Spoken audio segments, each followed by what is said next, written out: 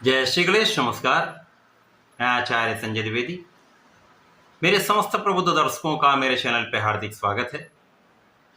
प्रिय दर्शकों, आज मैं मेष राशि का मई माह का मासिक राशिफल लेकर आपके सम्मुख उपस्थित हूँ। मई माह में जो ग्रहों की स्थितियां हैं तथा जो ग्रहों के परिवर्तन होंगे वो इस माह में मेष राशि के जातकों के लिए किस प्रकार से लाभदायक सिद्ध हो रहे हैं, किन किन भावों में प्रबलता आएगी, इस माह में आपको कितना लाभ मिलेगा, स्वास्थ्य, ज्ञान, शिक्षा, धन, भाग्य, कर्म क्षेत्र किस प्रकार का रहने वाला है। इस समय में यदि कहीं पर कोई अवरोध या समस्या आ रही है या आ सकती है, उसका क्या निराकरण है, संपूर्ण विश्लेषण मैं पूर्ण तर्क के साथ करने जा रहा हूं। प्रिय दर्शकों, इस राशिफल को आप अपने लग्न तथा राशि दोनों के अनुसार देख सकते हैं। मेष राशि मंगल की राशि है, जहां पर वर्तमान समय में मंगल का गोचर चंद्रमा की कर्क राशि में चल रहा है, जहां पर ये नीच राशि में है तथा मेष राशि के लिए मंगल का कहीं पर पूर्ण रूप से नीच भंग नहीं है। अर्थात यहाँ पर आधे समय के लिए जब तक मंगल यहाँ पर गोचर कर रहे हैं, इस पूरे माह में आधे समय के लिए इनका नीच भंग रहेगा, आधे समय में ये नीच का प्रभाव देंगे। अतः कहीं पर कुछ अच्छे लाभ मिलेंगे और कहीं पर कुछ अवरोध या समस्या भी आ सकती है। मेष राशि के लिए प्रारंभिक समय में लग्न में सूर्यदेव हैं, द्वितीय भाव में गुरुदेव बृहस्पति हैं, आपके षष्ठम भाव में केतु हैं तथा 4 ग्रहों का गोचर आपके 12वें भाव में चल रहा है। यहाँ पर राहु, शनि, शुक्र और बुध। पहला परिवर्तन बुध का है, जब 7 मई को बुध परिवर्तन करके लग्न में प्रवेश करेंगे। महाप्रबल बुधादित्य योग आपके लग्न में बनेगा। 13 मई को सूर्यदेव राशि परिवर्तन करके धन भाव में जाएंगे, जहां पर गुरु और सूर्य का महायोग बनेगा। 14 मई को गुरुदेव बृहस्पति राशि परिवर्तन करेंगे तथा मिथुन राशि में प्रवेश करेंगे। 18 मई को राहु और केतु का एक महापरिवर्तन होगा, जब राहु का गोचर आपके एकादश भाव में तथा केतु का गोचर आपके पंचम भाव में प्रारंभ होगा।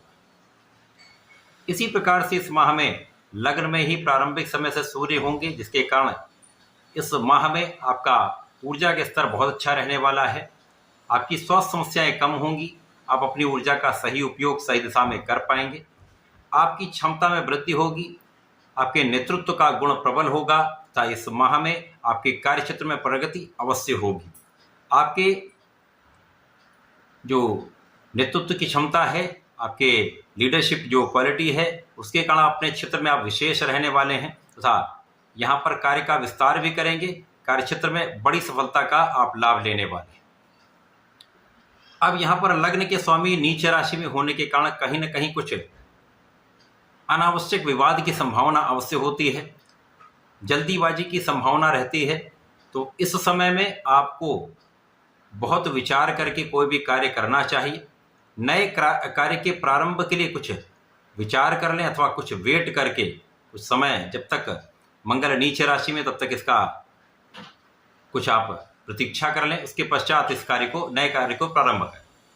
यद्यप चतुर्थ भाव में मंगल हैं, जब तक ये नीच भंग में होंगे, इस समय में आपको लोगों का सहयोग भी प्राप्त होगा,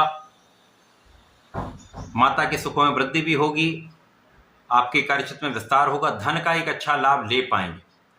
पर जब जब नीच भंग नहीं होगा, नीच राशि का प्रभाव मिलेगा, तब तक लोगों के बीच में एक असहयोग की भावना, वाद विवाद की संभावना ये बनी रहती है। कार्य क्षेत्र में विशेष रूप से आपके सहयोगियों के साथ, आपके उच्चाधिकारियों के साथ मतभेद और विवाद बना रहता है, जिसका कहीं न कहीं एक दुष्प्रभाव आपके कार्य क्षेत्र पर पड़ता है। परंतु गुरु का प्रभाव आपके लिए अत्यंत विशेष है, जब आपके लिए एक अच्छी स्थिति बन रही है। जिन लोगों के पास वर्तमान समय में नौकरी नहीं है, तो नौकरी का यहाँ पर प्रयास सफल हो सकता है। गुरुदेव बृहस्पति राशि परिवर्तन के पहले पहले तक आपके लिए ऐसी स्थिति बन रही, जब नई नौकरी मिल सकती है अथवा एक अच्छी अपॉर्चुनिटी आपके पास आ सकती है। रोगों पर, शत्रुओं पर संपूर्ण नियंत्रण आपका रहने वाला है। आप अपने ऋण से बहुत कुछ मुक्त हो सकते हैं। अब इस समय में यदि हम अवलोकन करें तो ये माह अत्यंत विशेष है, जब कई बड़े परिवर्तन है। गुरु का परिवर्तन है, राहु केतु का परिवर्तन है और शनिदेव ऑलरेडी परिवर्तन करके 29 मार्च को आपके 12वें भाव में आ चुके हैं, जिसके कारण साढ़े साथी का प्रथम चरण आरंभ हो चुका है। तो जब साढ़े साथी का प्रथम चरण आरंभ हो रहा है, तो यहाँ पर वैसे भी आपको बहुत विचारशील रहना चाहिए। किसी भी कार्य को करने के पहले मनन कर लें, चिंतन कर लें, अपने बड़ों से सलाह कर लें, गुरु से सलाह कर लें। इस समय में आपके लिए संघर्ष कुछ बढ़ सकता है, सभी प्रकार के क्षेत्रों में आपका संघर्ष बढ़ सकता है, परंतु आपको शनिदेव लाभ भी देंगे, क्योंकि आपके लिए कर्म और लाभ के स्वामी होकर गोचर कर रहे हैं। तो आपके कार्यक्षेत्र से आपको विशेष लाभ मिलेगा। विशेष रूप से वे जातक जो विदेश में रहकर कार्य कर रहे हैं, विदेश में रहकर व्यापार कर रहे हैं, विदेश से संबंधित होकर कार्य कर रहे हैं, विदेश सेवाओं में हैं, तो एक अच्छा लाभ आप लेंगे। जो विदेश जाकर कार्य करना चाह रहे थे उनका ये काम सफल होगा, आप विदेश जा सकते हैं, आप एक अच्छा लाभ ले सकते हैं। परंतु कुछ थकान की तथा कुछ मसल क्रैम की समस्या यहाँ पर आपके लिए हो सकती है, अतः अपने स्वास्थ्य का ध्यान रखें। इस पूरे माह में राहु, शनि, शुक्र और बुध का जो संयोजन प्रारंभिक समय बनेगा, उसके कारण कुछ चीज़ों में उतार चढ़ाव की स्थिति रहेगी। कार्यक्षेत्र में भी उतना अच्छा लाभ प्रारंभिक समय में नहीं मिलेगा, परंतु जैसे ही राहु राशि परिवर्तन कर लेंगे आपका कार्यक्षेत्र कहीं ना कहीं आपके लिए विशेष लाभ देने वाला होगा। यद्यपि यहाँ पर आपके श्रम का, आपके लाभ का कुछ व्यय भी होगा, अर्थात यहाँ पर व्यय कुछ बढ़ेगा, परंतु यहाँ पर आपको कोई बहुत चिंता की आवश्यकता नहीं है। आपके धन के लाभ और हानि का संपूर्ण बैलेंस यहाँ पर बना हुआ। आपकी कानूनी समस्याओं में आपकी विजय होगी, शत्रुओं पर नियंत्रण होगा तथा यात्राएं लाभप्रद होंगी। अब जब बुध लग्न में आ जाएंगे तो बुधादित्य योग बन जाएगा, जो आपके लिए महाप्रबल स्थिति बना रहा है। जब आपका परिश्रम भी श्रेष्ठ रहेगा, आपका ज्ञान भी श्रेष्ठ रहेगा, बुद्धि बल अत्यंत प्रबल रहने वाला है तथा सूर्य के साथ बुध का महाबुधादित्य योग आपके लिए आपके कार्यक्षेत्र में अत्यंत प्रबल लाभ देने वाला है। जब आपकी क्षमता, आपका ज्ञान, आपका विवेक तथा आपका वाणी का भाव आपके लिए श्रेष्ठ लाभ देने वाला है। सूर्य धन भाव में गुरु के साथ जाएंगे तो यहाँ पर आपकी शासन सत्ता की जो क्षमता है उसमें कई गुना वृद्धि हो जाएगी। वाणी संयमित रहेगी, वाणी से विशेष लाभ लेंगे तथा धन भाव अत्यंत प्रबल रहेगा। धन की प्रबलता यहाँ पर प्राप्त होगी, परिवार का सहयोग मिलेगा, विशेष रूप से पिता का संपूर्ण साथ मिलता है, पैतृक संपत्ति से लाभ मिलता है। अब ये महापरिवर्तन प्रारंभ हो चुके हैं, तो यहाँ पर गुरुदेव तृतीय भाव में जाएंगे, आपके भाग्य को प्रबल कर देंगे, आपके लाभ को बढ़ा देंगे तथा यहाँ पर जाकर ये आपके लग्न को प्रबलता देंगे।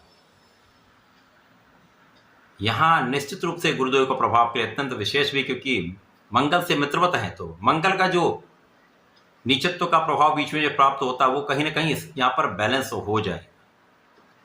केवल इस समय में आपको ध्यान रखना है, किसी भी विवाद में पड़ने से बचना है, अनावश्यक कार्यों में जाने से, अपनी एनर्जी को वेस्ट करने से बचना है, तो आप बहुत कुछ यहाँ पर लाभ ले पाएं। जब राहु केतु का परिवर्तन हो जाएगा तो राहु लाभ भाव में जाएंगे, आपके लाभ में वृद्धि होगी, इनकम आपकी बढ़ेगी, परंतु वहाँ पर आपके एक्सपेक्टेड जो इनकम का भाव है उसमें उतना लाभ नहीं मिले, लेकिन लाभ की निरंतरता यहाँ पर प्राप्त होती रहेगी। संतान अच्छी रहेगी, परंतु संतान का स्वास्थ्य कुछ निर्बल हो सकता है अथवा संतान से कुछ दूरी, तथा पढ़ाई में जो लोग हैं, जो लोग विद्यार्थीगण हैं, उनके लिए पढ़ाई में मन विरत होने की संभावना पूर्ण रूप से होती है। अतः यहाँ आपको बहुत ध्यान रखना चाहिए। पूर्ण क्षमता के साथ, पूर्ण परिश्रम के साथ अपने क्षेत्र में लगे रहेंगे तो बहुत कुछ समस्याएं कम होंगी, क्योंकि केतु काटने का काम करते हैं, जिस भाव से संबंधित होंगे उससे दूर करने का कार्य करते हैं। तो यहाँ पर विशेष रूप से आपको ध्यान देना चाहिए। प्रेम संबंधों के कारण समस्या आ सकती है, अतः इनसे दूर ही रहना चाहिए। पूरे माह में आपको नियमित रूप से भगवान गणपति की आराधना करनी चाहिए। ओम गंग गणपतये नमः का नित्य एक माला का जप करें तथा शंकर नासन गणेश स्तोत्रम का पाठ करें तो बहुत समस्याओं से बचेंगे। तथा धन की निरंतरता तथा लाभ की निरंतरता प्राप्त करने के लिए प्रत्येक शनिवार को 3 माला का ओम शम शनिश्चराय नमः का जप अवश्य करना चाहिए, विशेष लाभ मिलेंगे। तथा हनुमान जी की आराधना करें, हनुमान अष्टक, हनुमान चालीसा का पाठ करें तो समस्याएं कम होती जाएंगी, लाभ आपका निरंतर प्राप्त होता रहेगा। तो ऐसा करके इसका लाभ लें। धन्यवाद, नमस्कार।